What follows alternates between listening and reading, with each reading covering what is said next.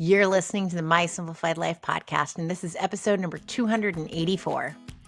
Welcome to the My Simplified Life podcast, a place where you will learn that your past and even your present don't define your future. Regardless of what stage of life you're in, I want you to feel inspired and encouraged to pursue your dreams, simplify your life, and start taking action. I'm your host, Michelle Glogovac, author of How to Get On Podcasts, the podcast matchmaker, and CEO and founder of the MLG Collective. I'm excited to share the stories and life lessons of changemakers and authors with you while taking you on my own journey. This is My Simplified Life. Hey friends, welcome back to another episode. I'm your host, Michelle Glogovac. Today, I get to talk to my good friend, Lisa Montanaro, about her new book, Everything We Thought Was True. I love the book so much. I was sending her messages throughout because it felt memoir-esque to me, even though I know it was not a memoir, but there are a lot of similarities. And Lisa also points out different landmarks, hotels. And so I was Googling to see where all of these places were throughout the book. What I love is that it shows us a look into a family that a lot of us have never seen. What happens when a husband or a wife turns out to be gay and decides that they want to embrace who they truly are? How does that affect them, their family, their spouse, the children, and future generations? We are talking all about this and what parts of the book actually are parts of Lisa's life and experience. I can't wait for you to hear all about it, and you definitely need to go pick up the book. Hi, Lisa. Hi, Michelle. So I'm excited to s- be here. I'm so excited that you are here, and it's so funny because all of our messages back and forth, I'm like, we talk all the time. That's how it feels. What I love is we met last year on video like this, but Yeah. then we've been in such close touch through the messenger features of all the different apps and social media that I do feel like we get to talk all the time, which I love. I do. I love it too. Before we dive in, can you introduce yourself to everybody, please? Sure. Hi, I'm Lisa Montanaro, and I am the author of the debut novel, Everything We Thought Was True. Woohoo! There it is. And I am, let's see, I am a former attorney. So I'm still an attorney, but I don't practice law anymore. I wanted to be an actress. I don't know if you knew this. I wanted to be an actress on Broadway, but didn't want to be a starving actress waiting tables. So I decided to have a fallback career, which was go to law school because, that's so easy, right? I practiced employment, labor, education, and disability law for about a decade. And then after 9/11, my office was a view of the Twin Towers. Mm. And I'm from New York originally, and I live in California now. And there's no stronger visual reminder of how short life is than looking out that window and no longer seeing those buildings. So in 2002, I jumped ship from my legal career and I started a business as a productivity consultant and executive coach. And I've been doing that for a long time and published nonfiction. And about 2016, I decided to try my hand at a novel. And, only almost 10 years later, here we are. So I it's love been a it. journey. It's been a I journey. love it. And lots of pivots along the way. And I love a good pivot. And I love an attorney. So Oh, good. Because not everyone does, to be fair. well, I majored in law, so I thought I was going to be an attorney. So I'm not right there with you, but I was along the path and have some nice diplomas that say so. So I saw that you did. And so I had a feeling that you love kind of like maybe similar to me. I love the law in its pure form. I love researching it, writing it, teaching it, thinking about it, talking about it. But I will say that it can be very depressing to practice it because by the time you get involved in a lawsuit as the attorney, things have gone awry. And your job is often to clean it up. And so I kind of like now being at the earlier stages of a process in my business where I get to create healthy workplaces and help people with their careers before things really go south. So it's much more positive. So I don't think a lot of people think about the fact that being a lawyer in terms of the practice of law can be very depressing. Yeah. Yeah, it's probably why there's so much burnout and people are like, "Oh, yeah, that was not the career I wanted. I didn't Yeah. realize what I was getting into." Well, I think a lot of us go into it thinking we're going to save the world, and either the world doesn't want to be saved or the world wants to fight. The two sides want to fight, or the process of trying to save the world is exhausting. So, Mhm.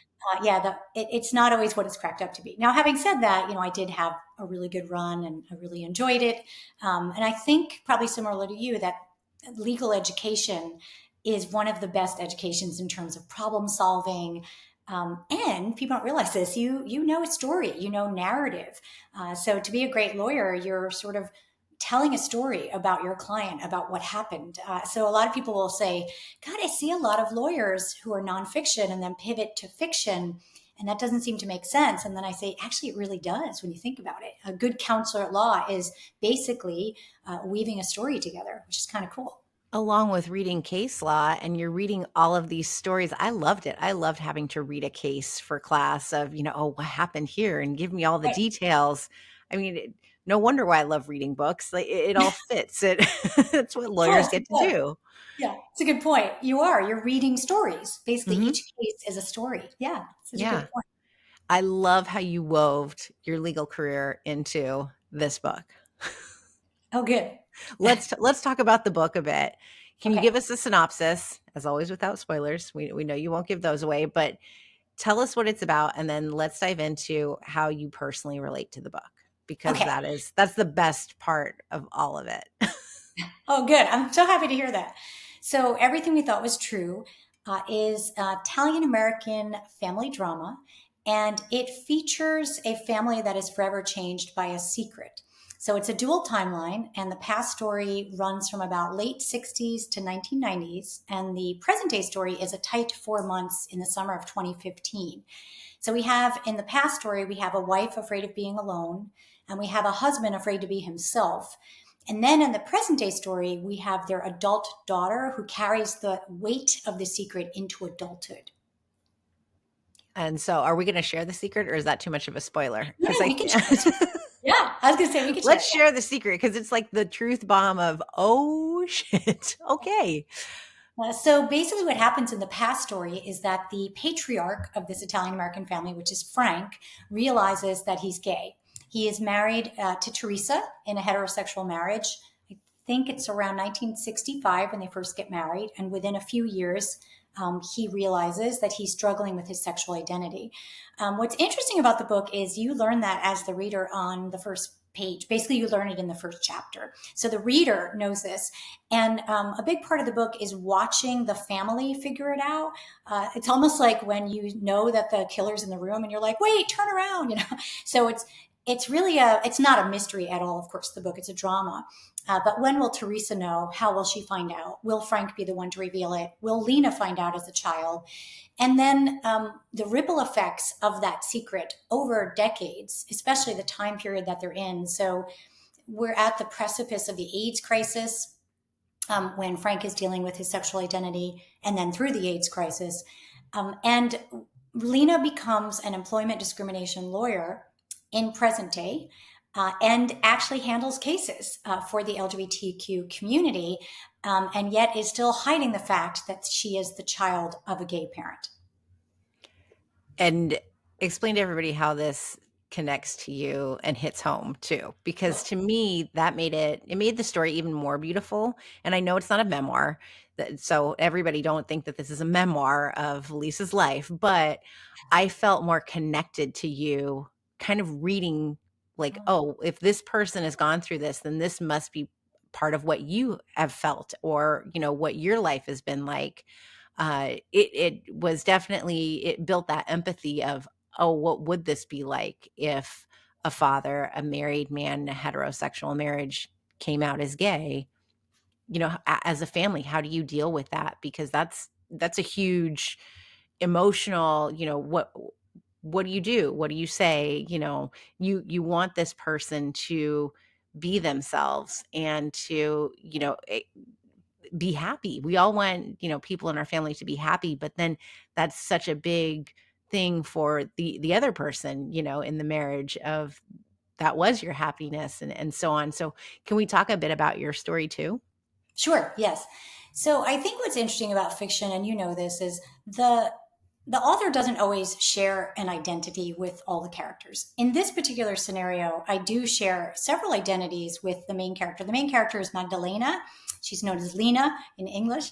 And I do share a lot of identities with her in that I am the child of a gay parent and I'm a child of a formerly closeted gay parent.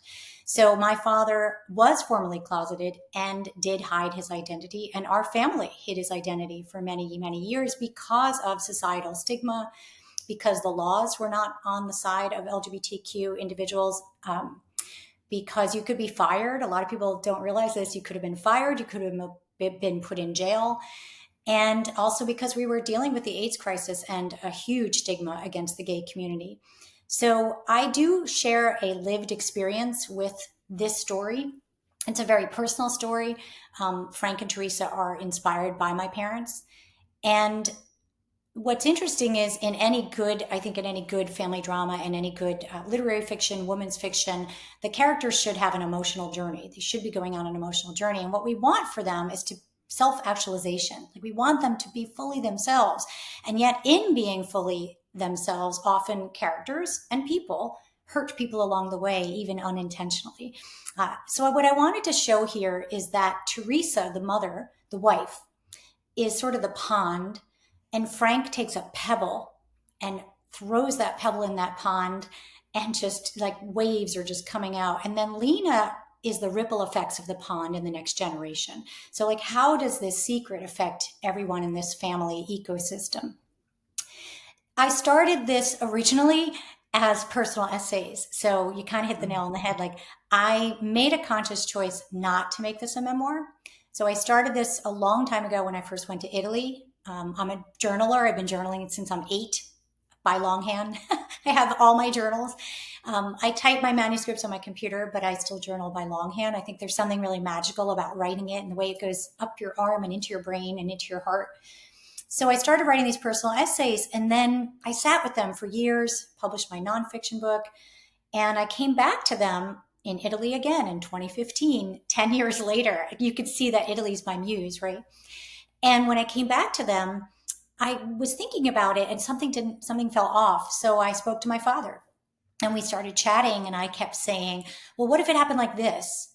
Or what if the character did this? And he's like, but that's not what happened in real life. I'm like, well, maybe I don't want to be, you know, paralyzed by real life. And that's when it hit me, oh, wow, I want to write a novel. And from there, it just became its own wonderful beast.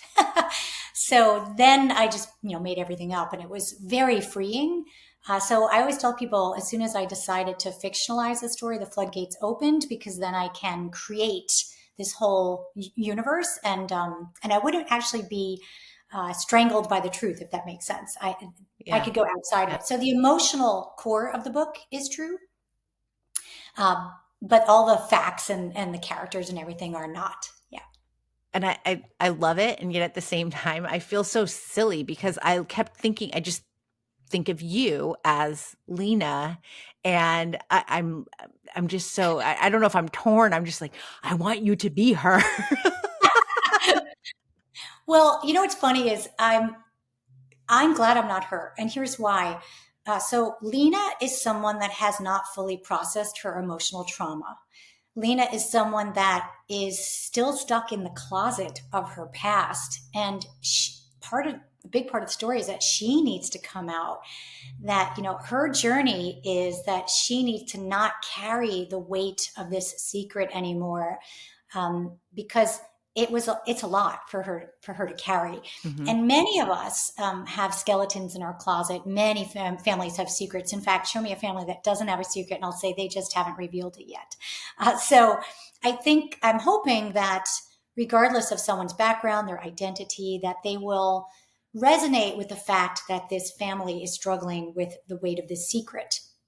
And they will also resonate with the fact that many children of parents carry trauma. So you can have a parent that's struggling with a mental health issue. You can have a parent that's struggling with addiction or alcoholism. You can have a parent that's a closeted member of the LGBTQ community because they don't feel safe. And children have internalized shame. They inherit this internalized shame. And many times they become adults and they still carry it with them. So a big part of Lena's journey is being able to shed and finally process her childhood trauma.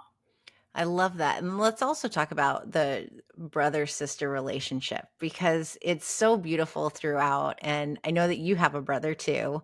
So I felt like, again, this is me projecting on this must be how you are with your brother too.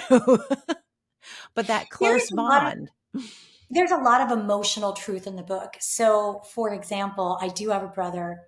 He is my older brother. I toyed with, do I give her a sister? Do I give her a brother, but he's younger? And I just love the dynamic that my brother and I have and had. And so there's a lot of emotional truth in their relationship that really comes from my relationship with my brother, to the point where yesterday he texted me because he got the book I sent him with my inscription. And it's like so New York Italian. He said, got the book.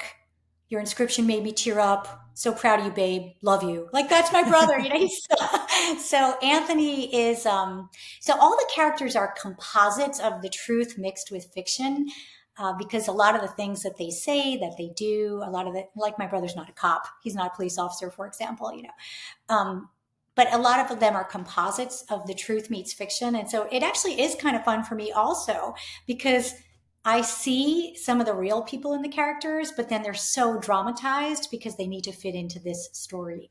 But yes, Anthony is based on my real life brother, and I love that character, and I also love how he schools Lena in the book. Yeah. He is part of her. He is part of her growth arc. He is there, like we studied the hero's journey. He's sort of like one of the Obi-Wan Kenobis or one of the Yodas. We all have to have someone. And then Kate, the new friend that she meets, is Hmm. sort of a mirror character. And that's also part of the hero's journey where a character meets someone that's like themselves, like their identity, but more evolved than they are.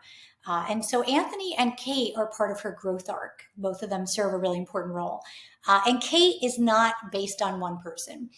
She is just a composite of several different people, but she was also mostly fully made up. I kind of fell in love I with her. think Kate is really you. Oh, that's a cool way to look at it. That's funny. Look at you, girl. I never thought of that. That's kind of cool. She As might much be as a I want you to be Lena, and this is your story and Lena's, you're really Kate, the huh. evolved. Let me help you on your journey. By the way, I wrote a whole book about the journey, and so here you go. That's actually really cool, and never thought of that before. So thank you. I take that as a compliment because I really like Kate. One of my writing partner and I have been together for 8 years. Her name is Anne, and we swap chapters and manuscripts. And so she read this in all of its early iterations.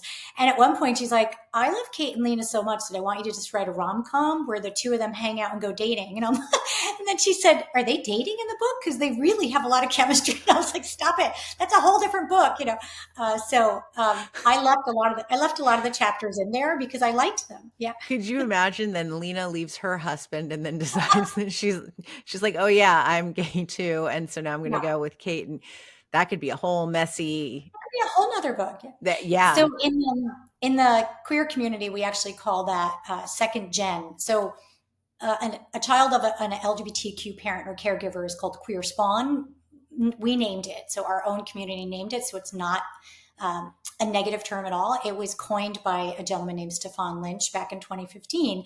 And then if you are also queer, you're called second generation. So you have a parent that's LGBTQ and then you're LGBTQ yourself. So yeah, someone asked me, "Is Lena second gen?" I'm like, "No, she's not, but that would have been an interesting story also. yeah, But poor Kevin, we want Lena to stay with Kevin. He's a pretty good guy. yeah. He seems very good. He brings her coffee and stuff and the croissants. I'm like, yes, I Yeah. want to go be in their cute little backyard and I have pictures. So I am in love with, my father lives in Southern California with his husband, and I'm in love with the town of Orange, the little town of Orange, and I'm in love with the town of Seal Beach. So when I was thinking of places to set the book, I have Lena live in Orange, and I did go and do research there and did walk around the neighborhoods and took pictures of the bungalow where they would live and where she would do her runs. And I did have brunch at the filling station cafe. So many of those places, and then the Crema Cafe is a real place where Kate and Lena, and I took pictures there. So it's going to be really fun. I'll be posting those on social media because I think it's really neat when you look at the research that an author did, Hmm. and some of the places are real, and many of the places are not, of course. And then the New York places, many of them are real, but from the 70s, so they've closed down. Gotcha. Yeah. I So love many that. like Greasy Nick's. I love that place. It was a real burger joint and it's been closed for a long time, but someone that reads the book that's from New York will probably remember it, which is fun. Yeah. What has your dad said about the book? Because this is obviously close to him and close to his heart, and the two of you together, and that's a big part, the relationship between father and daughter in the book. What has that Yeah. this been like for him? I think this has been a fascinating, beautiful, heartbreaking, healing journey for him. So I think, first of all, he gave me his blessing. I would have never written about this if he didn't. And he read the book before I published it for sure. And he called me a few times crying and he said, "This is so beautiful, but so heartbreaking in some ways to read." Hmm. But also, I think that he's proud. He's very proud of the book. He's very proud of his choices in life. I think he's also very grateful to my mother, who was just an amazing person and gave him a gift of letting him be himself. So I think it's been really neat for him. I think in some ways it's so cute. Like he wants it to become either a Netflix series or a movie. He's now thinking big. I Like love originally, it. yeah, I Yes. was like, trying to write this book, and now he's like, well, this would be great on screen. So at my bookstore launch event, I read the opening scene, and a few people said, I can see them around the dining room and I can see the scene. And one person said, would you like this to be, a movie or a TV show? I'm like, let me think. Would I like it? Yes. Of course Duh. I would. Um, and someone came up to me afterwards and they said, I see it as a play.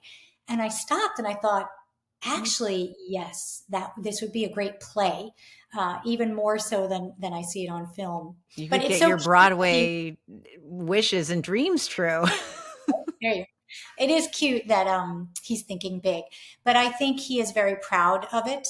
And I think that the best compliment was he said something like, "You created art out of our life," and Mm. that was a huge compliment to me. Yeah. Oh, I love that.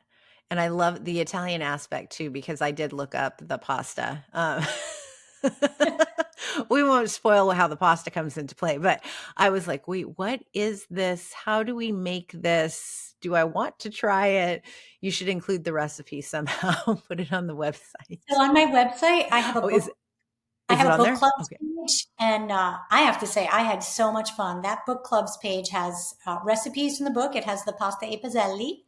It has a really good cappuccino. It's got my favorite brand of prosecco, and then it also has a music playlist for each character of the book, and you can listen to it on my website or go to Spotify. It has my author's note, it has resources, and it has an LGBTQ history timeline. So I think it's a pretty awesome book club kit, and I'm hoping a lot of readers go grab it. I love this. I absolutely love it. And I think it's such a needed book. Because Thank you. even though I think today we like to think of ourselves as so much more progressive and accepting, and yet as we see literally today, that is not where we are. We are not anywhere near where we should be, where we need to be. And so to have this book be an example of what people, families go through, and what I guarantee is still going on. There's no doubt in my mind that there's a family out there in this situation of what these characters went through. And so I It think we is need still it. going on. Mhm. And what I think is fascinating is even though the book has only been out in the world a short amount of time, people are already coming to me with their stories. And they're at my bookstore event, people were talking to me about their stories. I am the facilitator of a group called Retro Collage, which is a really nice way of saying sort of older people who have parents that are LGBTQ, and or it could be a younger person, like it could be someone right now who's in their 20s or 30s, but their parent just came out or their parent is still closeted. So they have something in common with those of us whose parents used to be closeted. And so it is happening right now. all over this country. And when I set to write out this book, it was right after the Supreme Court decision legalizing same sex marriage in the United States. And I didn't realize, when I started this in 2016, that we would have such a backlash and that the book, even though it's historic, would be so timely. And that actually makes me sad Mm-hmm. because I was hoping that by the time the book came out, we would be so much more evolved, that it would be much more historical. And it's a sad reality that the book covers, 50 years. It starts in the late 60s and ends in 2015. And yet the book could be set right now Yeah. in terms of families still feeling like they need to hide. Yeah. Yeah. And it doesn't matter if we're talking about the parents or the children, and No. any part of a family. Yeah. Yeah. There are people that will not admit they have a gay sibling, a trans sibling. So it's the whole ecosystem of a family, uncles, aunts, grandparents, you name it, any friends. So really, anyone in your life that you love, often people will need to hide how that person chooses to love. I mean, really Mhm. think about what I just said. There are people that we all love, and we can't reveal who they love because we're fearful of it. That's a sad reality. Like, it has if the sentence has the word love in it, it should not be hidden. Yes. Oh, that's a Yeah. good quote. We'll have to use Yeah. that one. Thank you. I love that. It's such a needed book, and it. I always talk about empathy. I think that we need books that help us build empathy, because these are stories that we may never truly live ourselves, but to be able to absorb these characters and to put ourselves in those positions, that's how we build this empathy and how we get to the place that we need to be in order for no character for this to be a story of fiction. That's where we need to get to be, is for this to be complete Yes. fiction. That's a good point. And and I always say that fiction breeds empathy more so than many other things. I mean, sometimes even more than nonfiction, although great nonfiction could do that also.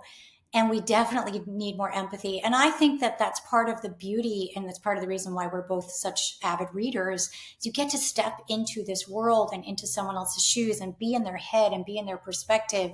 And that was also part of the reason why it was very important for me to have all three characters in the book. I really wanted people to hear Frank's story from Frank so that they can understand his journey and have empathy for him. And I wanted them to be in Teresa's perspective and understand what it was like for her and the tough choices she had to make. And then I wanted them to be in Lena's head to understand how the wounds of her past and her parents keeping this secret affected her. So there was a reason that I did do a multiple point of view, even though it's more difficult to do. I think it was important in this story because I think it does breed more empathy, because there are no demons or angels in the book. They're all just fully human, complex human beings making really difficult choices. And they sometimes frustrate the hell out of us. I'm sure there were times when you're reading, you're like, ah. But they're also realistic, because that's what we have to do in life. We have to make tough choices. Yeah. I love reading books with characters that are unlike me. It's one of my favorite things to do. It's one of the reasons why I read such diverse books, both by the diverse characters and diverse authors, because I like to step into an experience unlike my own and build empathy for that other experience. Yeah. Yes, I love that. Same. And I love to interview people the same way. This is how we connect. And I told my husband the other day, my favorite quote right now is, "It doesn't have to happen to you to matter to you." And Oh, I think we need more of that, to just freaking care. And yes. your book, I hope, is going to make more people care.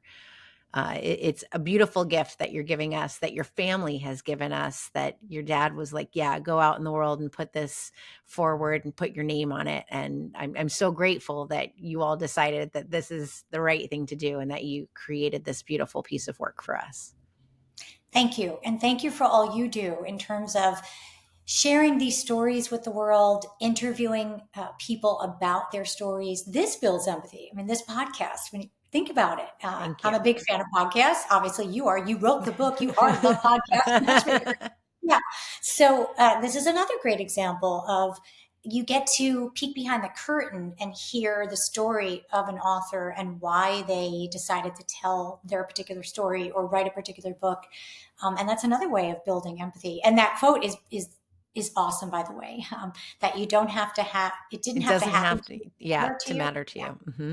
I love that. Thank Yeah. you. So thank you for all the great content that you're putting out into the world, because it makes a huge difference. And it's my pleasure to be here. And I love that you connected with the book. I mean, you know how much it means. You wrote a book. When someone will say to you, I connected with this book and I want to know more. I mean, you were texting me, is the Willow House bed and breakfast real? I mean, that's so cool. I was like geeking out on the fact that you were geeking out. I had to pause my reading in order to go Google places. I did. That's Where can awesome. everybody find you and buy the book? Thank you. So my mothership online is lisamontanarowrites.com. And you can also just put in the book title, everythingwethoughtwastrue.com, and that takes you directly to the books page with the book club kit.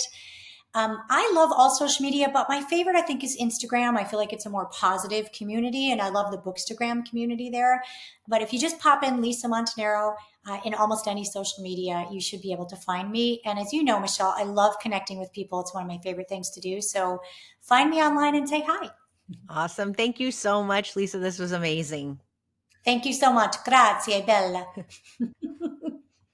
Friends, do yourself a favor and go grab Everything We Thought Was True, because I promise you by the end, you will be crying, and a book that can make you feel is definitely a book worth reading. I love the empathy that Lisa allows all of us to experience by reading this story.